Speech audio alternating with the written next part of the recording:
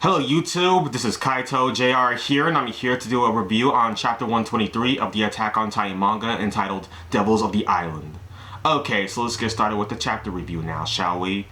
So first of all, the majority of the chapter is all flashback, back when Eren, Armin, Mikasa, and Co went to Marley for the first time on a boat, and once they arrived there, they see things that they have never seen themselves before, ever. Like for starters, a car which Sasha, I believe, tried to feed a carrot since she and the others didn't have vehicles like that back at the walled cities, so she wouldn't know how an actual car even works to begin with. But yeah, while they were doing that, they were just buying ice cream and having a good time. Mikasa even starts to wonder about that everyone else says Eren has changed. But to Mikasa, she starts to understand how, no, Eren has never changed to begin with. Even as a little kid, he has always been the same person, always moving ahead, fighting for his freedom, the same as his Titan, the Attack Titan. But of course, while Mikasa was thinking about Eren, even in this sense, everyone had to make sure that they don't do or say anything weird that makes them stand out from the crowd, since they wouldn't obviously be bad for them. Like, that would be bad for them, so yeah, they gotta make sure they don't stand out. Even if people found out that they were Eldians from Paradise Island, but most people just left them alone for the most part. So yeah, like, nobody found out. They just left them alone. They were just like, walking around the place, just having a good time. That's all. Of course, everything they're doing is right now is just enjoying themselves, trying out all the food that they've never eaten before. But what they really need to be doing right now is to make their way to the Azumabito residence to discuss something of the utmost importance with them. But before they can do that, they run into this kid trying to steal Sasha's wallet, but Levi managed to capture the little thief before he could have gone away with their money. The entire crowd overheard Levi yell out about this little kid, this little thief. Well, yeah, I mean, he was just trying to help his entire family, trying to make sure they don't starve to death. So he tried to steal this money.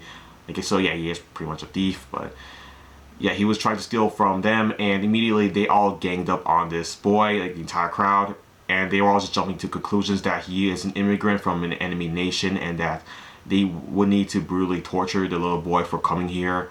But thankfully, Levi came to the rescue and told the entire crowd that this little boy is actually Sasha's little brother, and he wasn't allowed to hold onto the wallet.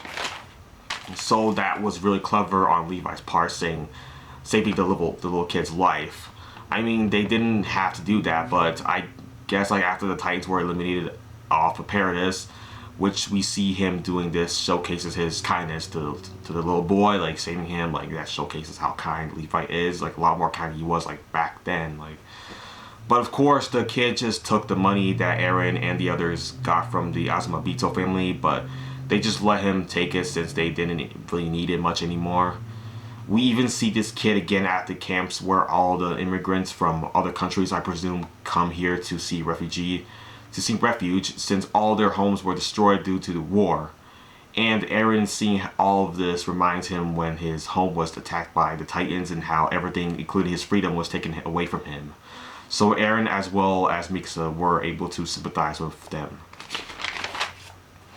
Of course, Mikasa knew Eren would be outside checking out these refugee camps, while she was hearing out the conversation between them and Kiyomi Azumabito, since Eren wasn't even inside to begin with. And regarding the conversation with Kiyomi and Hanji and the others, Kiyomi starts with how people all around the world have found out that there are subjects of Ymir spread out all around the place through blood tests that they can use to distinguish Eldians from everyone else. She says how those with the blood of the subjects of Ymir were regarded as nobility throughout the countries from around the world. So that's interesting. However, after the end of the Great Titan War, the Eldian Empire has collapsed from power and all were chased off from the countries that were once humble towards the subjects of Ymir. So yeah, now knowing that, Hanji and the others still want to establish peace and friendship with nations all around the world, but Kiyomi sees how difficult that will be, since everyone will always see the subjects of Ymir as monsters that they must be wiped out from this world, period. Not to give them a chance, they just need to be wiped out, and that's all. And they are not willing and never be willing to extend friendships with the Eldians of Paradise. So if they can't achieve absolute peace with the other nations, then they have no other choice but to support Zeke's strategy. which is to basically disable the capability for Eldians to reproduce and have children. And of course, everyone wants to avoid that possibility to happen the best they can. And hopefully the Association for the Protection of Ymir Subjects will take the stage the following day and plead to the other countries from around the world that the people of Paradise Island only desire peace, and that is all. Unfortunately, once the day comes, a representative from the supporting of subjects of Ymir Foundation even says how, yes, the subjects of Ymir from the refugee camps are only poor victims and that they should be given our full support towards. The only ones that should be hated are those subjects of Ymir on Paradise. They're the ones who should be wiped out from this world, not the people from the refugee camps. Like, we should be feeling bad for them, sympathizing with them, and supporting them, not the devils of the Paradise Island, not them. No. So yeah, the whole podium speech thing didn't work out very well for the Paradise Islanders.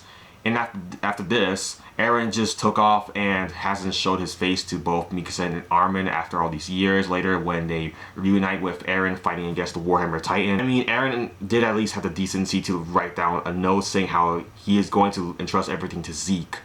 But of course, this is all a lie, since Eren in his basically the current storyline has betrayed Zeke and is just going to be doing his own thing now, which is to exterminate all life from this world by using the tens to millions of Titans within the walls. Using the Founding Titan power to break them all out from the walls.